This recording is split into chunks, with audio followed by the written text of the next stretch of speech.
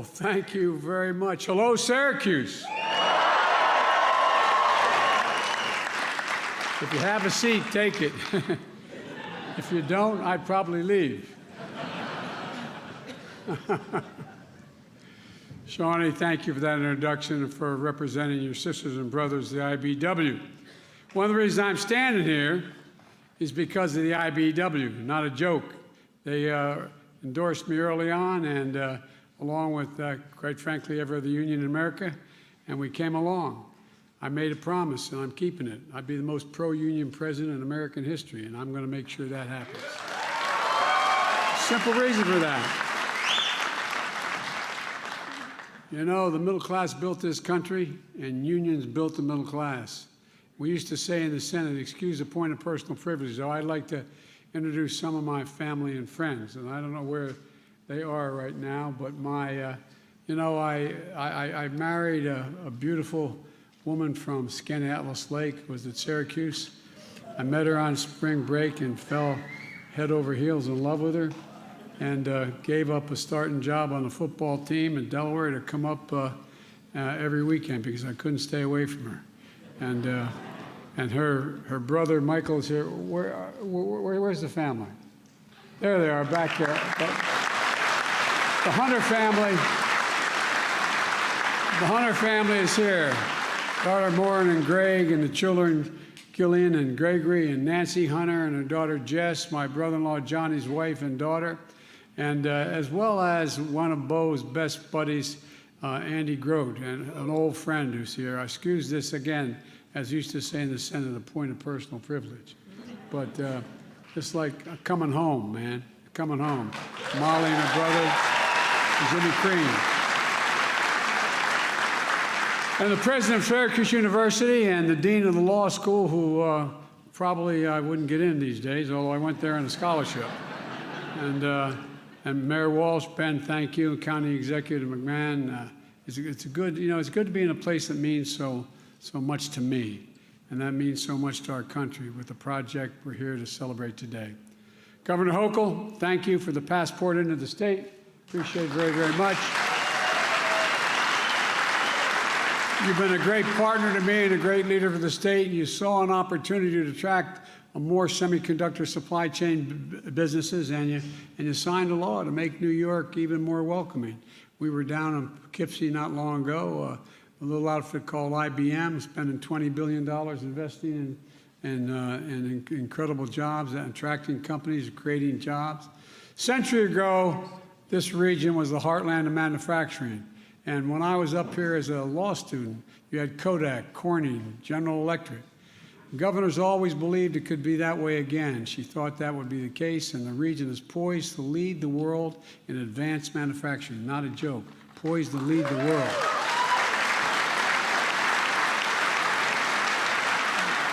And I also want to thank my buddy Chuck Schumer, Senate Majority Leader. This guy gets things done.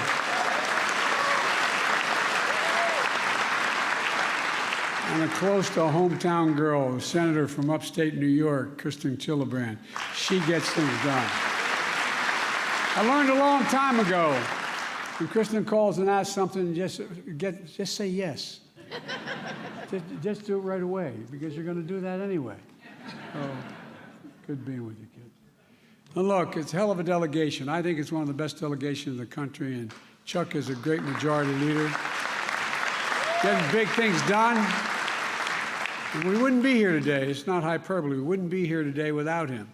And Kristen's, as I said, hometown here in upstate New York. She's a fighter for families in this area. And you'll be hearing from all these folks in a minute. But Congressman John Katko, where's John? Johnny? Stand up. John is a Republican, and I like him a lot. I like him a lot. John, I've been in the Congress for a long time, and we used to have, this is how we used to be. We used to work together like you've worked together with me and with the delegation. Thank you very much. I'm quite frankly a little sorry you're leaving. And thanks for what you've done. And thanks for the passport into your district. I appreciate it. And thanks for reaching across the aisle to support the CHIPS and Science Act, which this guy wrote right here. We'll talk about that in a minute. You know, and we also have one of the leading members of the United States Congress, chair of the House Intelligence Committee, Adam Schiff. He came all the way from California just to see Chuck. Where is he? There he is. Good to see you, Adam.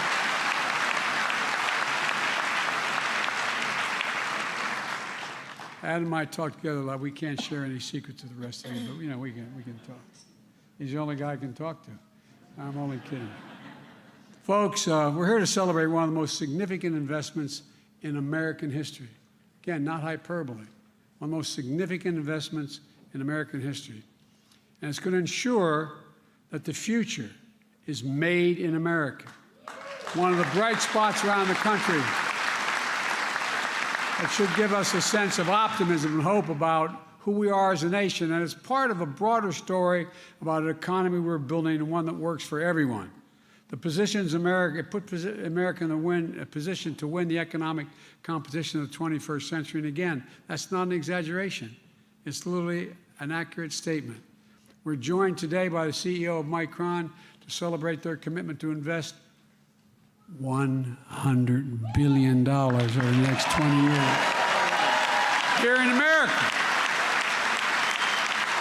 to build factories, to make semiconductors, those small little computer chips that power everything in our everyday lives, from our smartphones to our automobiles to washing machines, hospital equipment, you name it. It's the largest American investment of its kind ever in our history. Thank you very much, boss. They're going to build factories the size of, this is not hyperbole, the size of 40 football fields, big enough to fit the Carrier Dome 4 times inside it and still have space left over.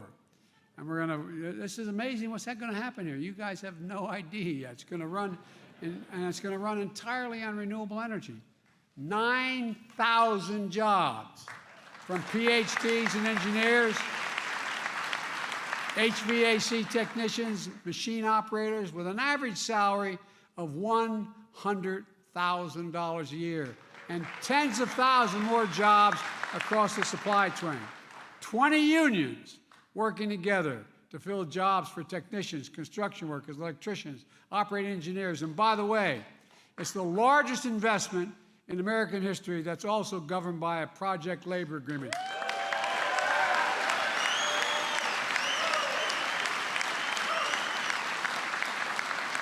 That's a fancy way of saying union.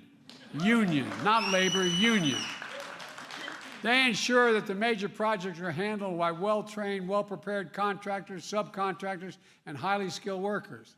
These agreements make the construction a top-notch project because they're the best folks to do it. Their projects are on time, on task, and on budget. Back in February, I signed an executive order to make sure large federal construction projects use project labor agreements. And it means that Micron is using one here as well. Micron's also paying the prevailing wage for funding apprenticeships programs, so folks can get trained in places like this community college for one of the thousands of good-paying jobs in this new site. And it really matters. It matters a lot. America invested in these chips.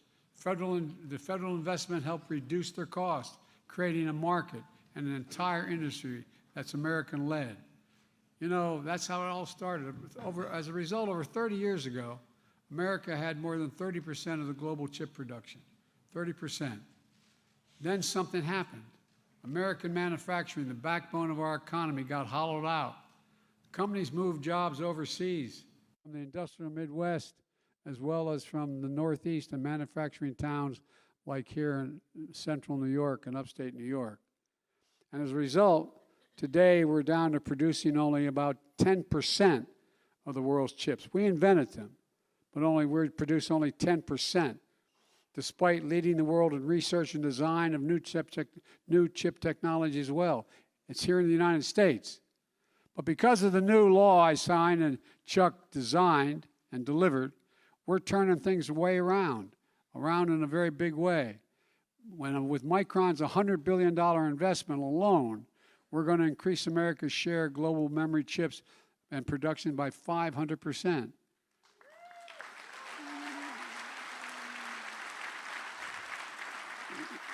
The company Intel in Ohio and other companies, including foreign companies, that are investing billions of dollars across America to make these chips here. And it matters to you all, no matter where you live. It matters a great deal. Making these chips in America is going to help lower the cost for families looking to buy a car, to replace your washing machine, get a new cell phone. It also helps companies outcompete the rest of the world. And I've heard from Xi Jinping that he's a little concerned about that. No, I'm not joking. It's not, as I told him, it's not about conflict, it's about competition. And we're back in the game. We're competing again in a big way. Think about it this way. IBM needs these chips to build the fastest quantum computers ever built in the world in Poughkeepsie, New York.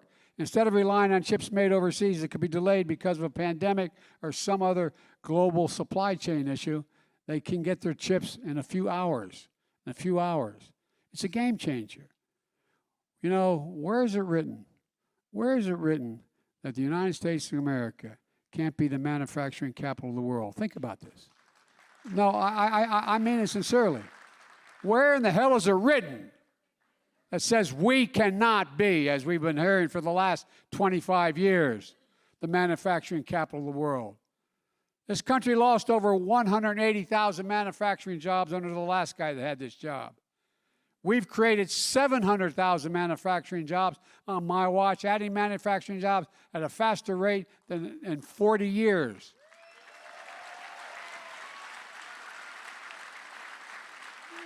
The previous president made a string of broken promises in places like Wisconsin, Indiana, Ohio, where promised investments in jobs and manufacturing never materialized, but layoffs and shuttered factories did materialize. On my watch, we've kept our commitments. On my watch, Made in America isn't just a slogan, it's a reality, made in America. And today's announcement is the latest example of my economic plan at work. I've said from the beginning that my objective is to build an economy from the bottom up and the middle out.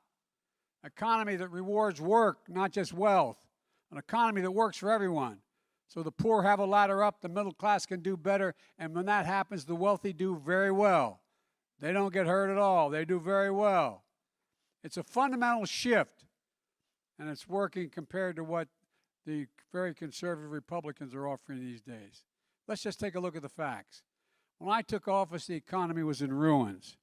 My predecessor was the first president since Herbert Hoover, not a joke, to lose jobs in the entirety of his administration, the first. Unemployment, when I was sworn in, was at 6.4%. Hundreds of thousands of small businesses closed. The irony is that during the pandemic, the record number of Americans became, at the same time we lost all these small companies, a record number of Americans became billionaires in the middle of this crisis, while more than 9 million people were still out of work from the pandemic when I took office. Today, with the help of the people behind me, we're in a much better place. 10 million jobs created since we took office, a record for any administration in American history. Unemployment is at 3.5%, the lowest it's been in 50 years. 5.4 million Americans applied to start small businesses, the highest level ever in American history. And because of the action we've taken, gas prices are declining. We're down $1.25 since the peak at this summer, and they've been falling for the last 3 weeks as well, and adding up real savings for families. Today, the most common price of gas in America is $3.39, down from over $5 when I took office. We need to keep making that progress by having energy companies bring down the cost of a gallon of gas. That reflects the cost they're paying for a barrel of oil. There used to be a direct correlation. Barrel of oil goes down, the price at the pump goes down at the same time.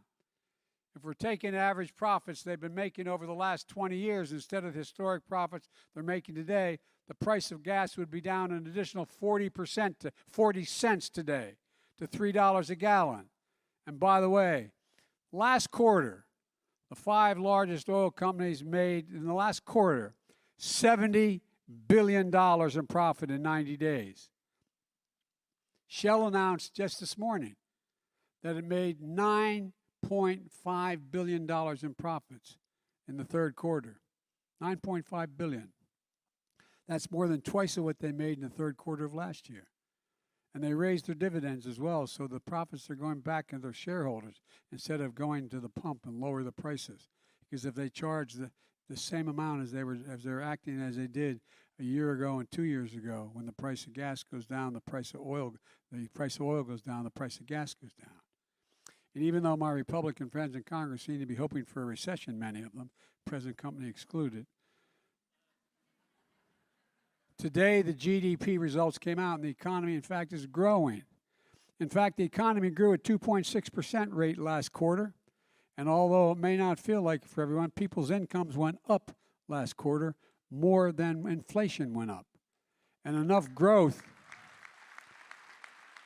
So economic growth is up, the price of inflation is down, real incomes are up, and the price of gas is down.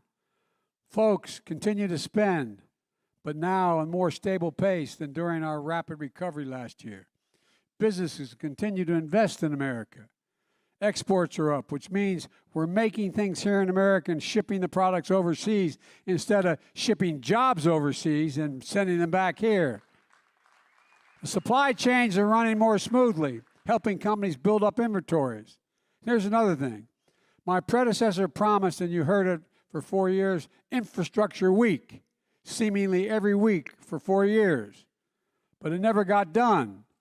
It became a punchline when you talk about Infrastructure Week.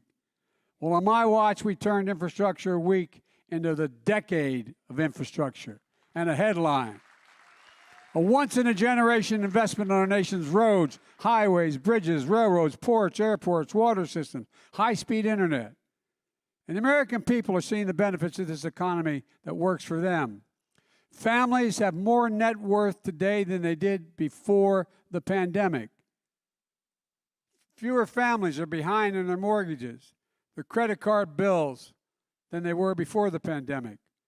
More Americans have health insurance than before the pandemic. And we're doing everything we can to give folks just a little bit, and my dad would say, just a little bit of breathing room. We're giving Medicare the power to negotiate lower drug prices. Folks, we've been trying this for as long as I was in the Congress. We pay the highest price for prescription drugs of anywhere in the world. And I'm talking the exact same prescription made by the exact same drug company, sold in the United States and sold in France. You can buy it probably 30% cheaper in France or Canada, around the world. Where's it written that that's okay? Where does it say that's okay to do? We're capping seniors' out-of-pocket prescriptions starting next year. Prescription drugs, and it's the law now, will not have to pay if they're on Medicare more than $2,000 a year for the prescriptions, no matter how much they cost. Even if their drug costs are $10,000, $12,000, $14,000 a year, like some cancer drugs do cost.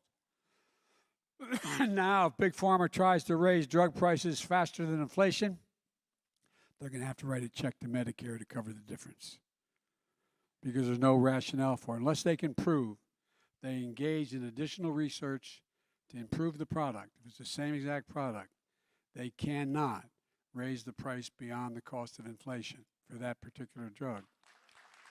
And by the way, put this in perspective, last year the price of 1,200 specific prescription drugs went up faster than inflation. We're going to put a stop to that.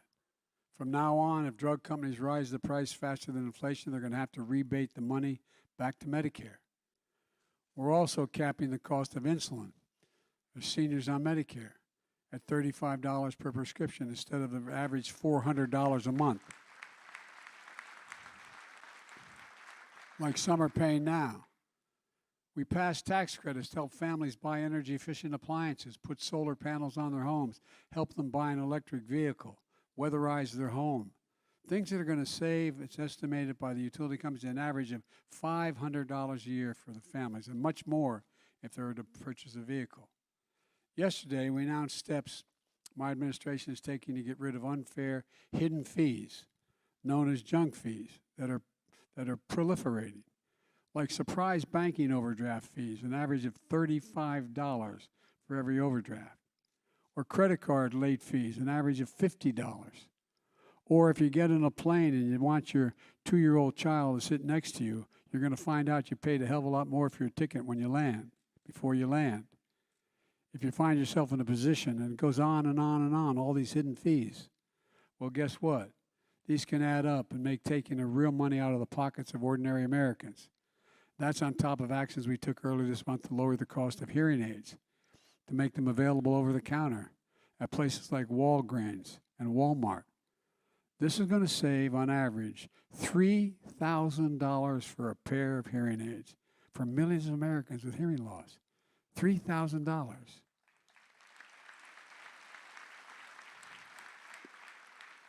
I took action to ease the burden of student debt for millions of working and middle-class families.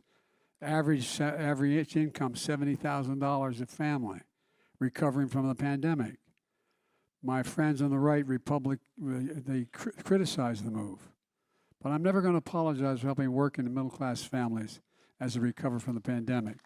Especially not to those same folks who voted for a $2 trillion tax cut before I got in office to give away that mainly benefited wealthy Americans and the biggest corporations. Not a penny of it paid for. And we're doing all this by reducing the deficit at the same time. I don't want to hear about big spending Democrats creating the deficit. Let me give you the facts. The very deficit reduction that the Republicans voted against when they opposed the Inflation Reduction Act. This year, the deficit under our leadership is falling by $1.4 trillion. Let me say it again. This year alone, the deficit is down $1.4 trillion. In my first year in office, the deficit fell one year by $350 billion. Ladies and gentlemen, the largest ever one-year cut in American history on the deficit, cut the deficit in half. As I said, this follows a historic drop of $350 billion last year. And we're going to reduce the deficit by another $250 billion over the next decade. Why? A big part of that is because corporations are finally going to have to pay something. 15% minimum tax. You know, in the year 2000, 55 corporations made $40 billion. God love them, as my mother would say. But they paid zero in federal tax. Zero in federal tax.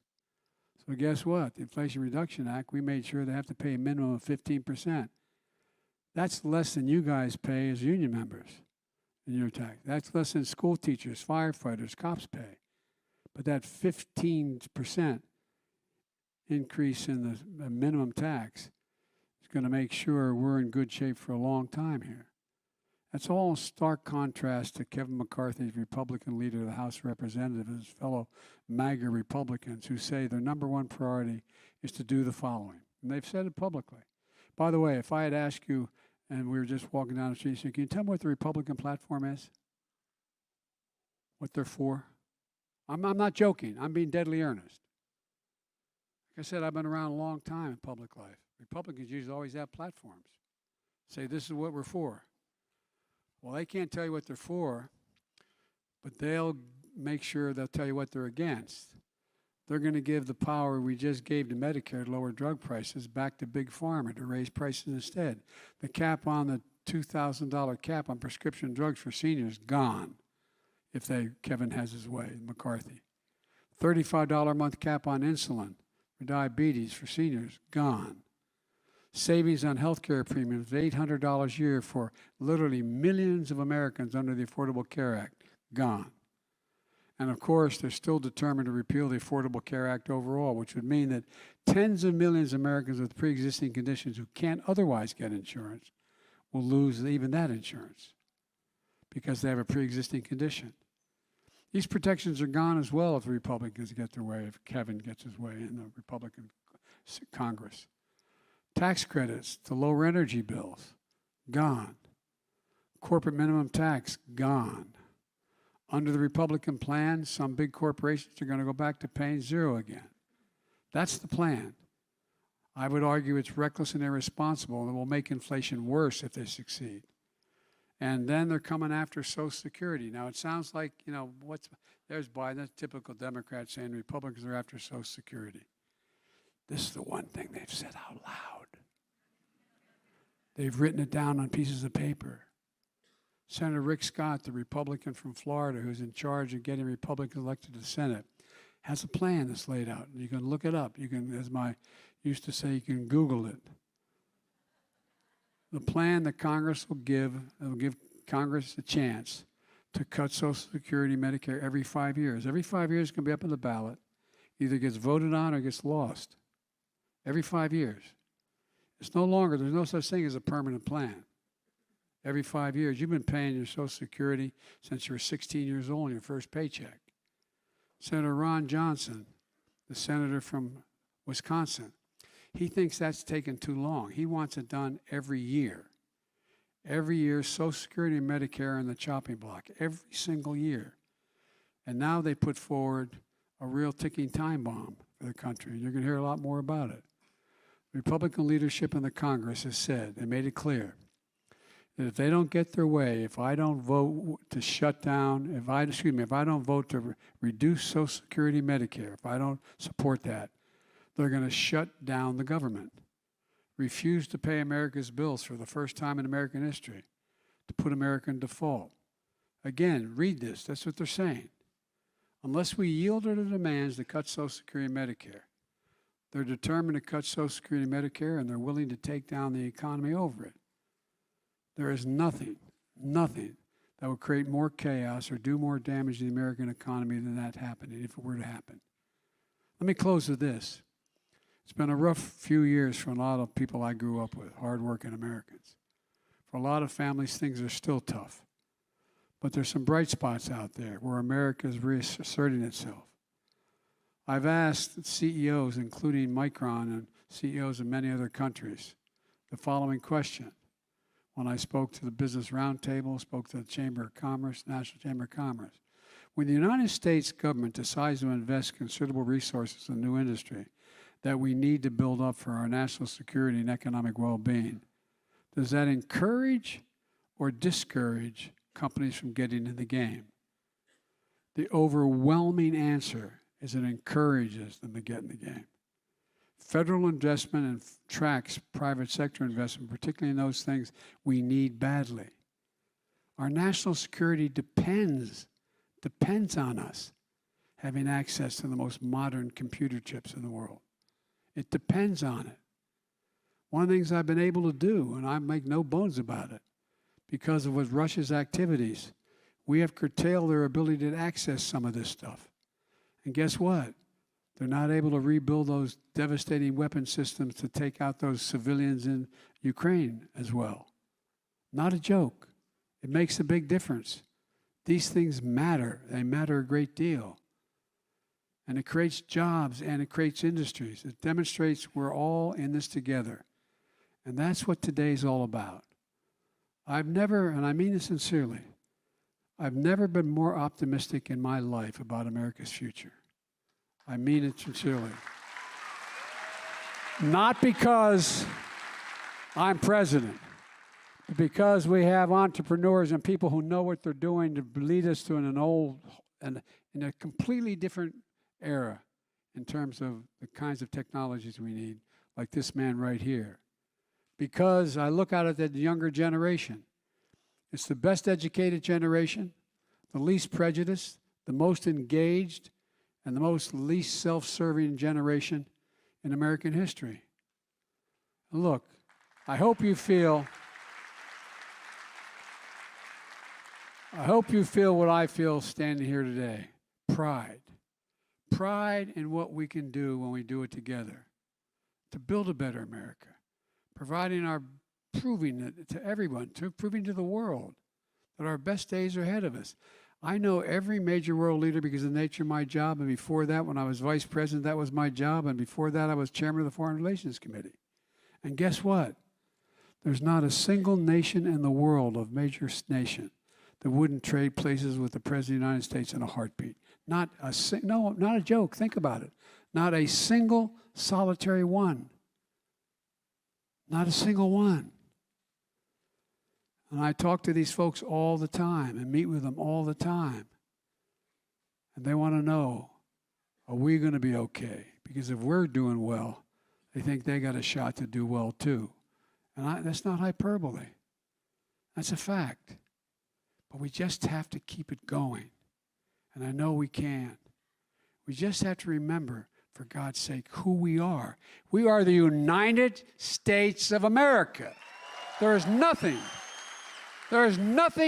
beyond our capacity. And we're the only nation in the world that has come out of every crisis better than when we went into the crisis. And folks, we're going to do it again. God bless you all, and may God protect our troops. And I want to invite my good friend, the great partner, Majority Leader Chuck Schumer, to the podium, author of the CHIPS and Science Act, and one of the major reasons we're standing here. Chuck, the podium is yours.